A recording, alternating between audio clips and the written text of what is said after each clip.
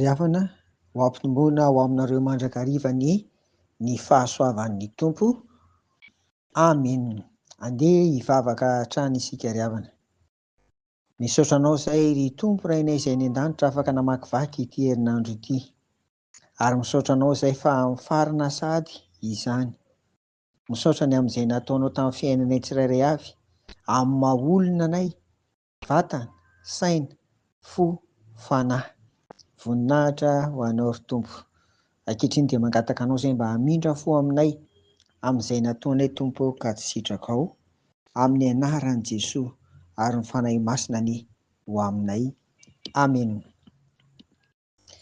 Rehefa farina tahaka izao ny herinandro dia andeha ry havana ho zaraiko roa no ambara amin'ity anio ity. Voalohany ho fidinina fohy ny hitantsika tamin'ity herinandro ity.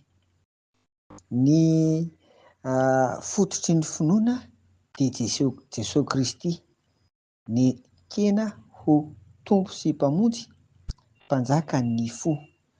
Eo no manomboka ny fanaovana ny sitrapony eo ambany fitarihan'ny fanahy masina.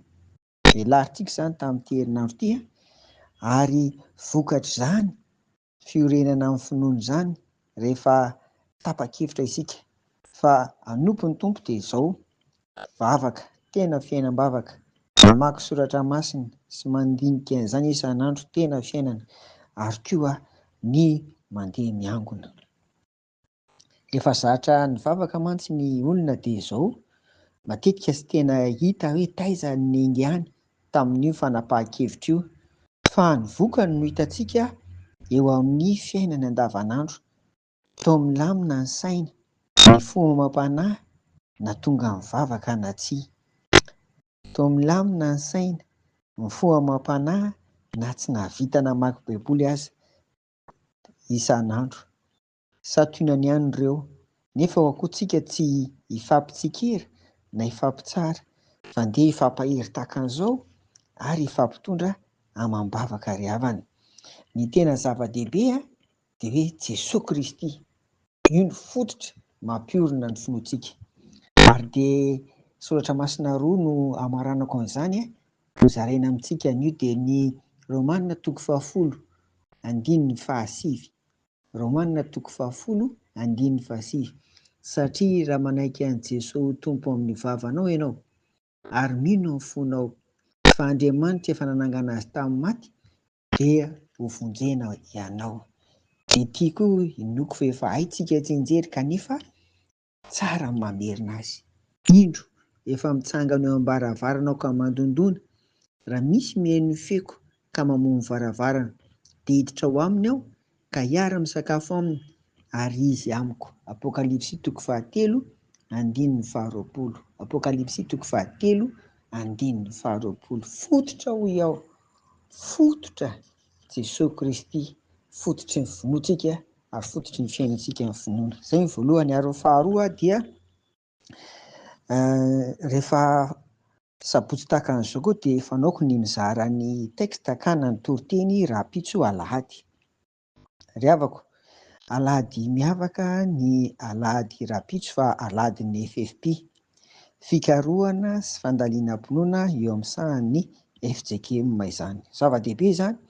Noho izany dia hojerena avokoa ireo teksta anankitelo voalahatra ho vakiana Rapitso, samy akatsika toriteny izany ary ho tazontsika hatrany ilay lohahevitra hoe miorina amin'ny finoana ny mpino.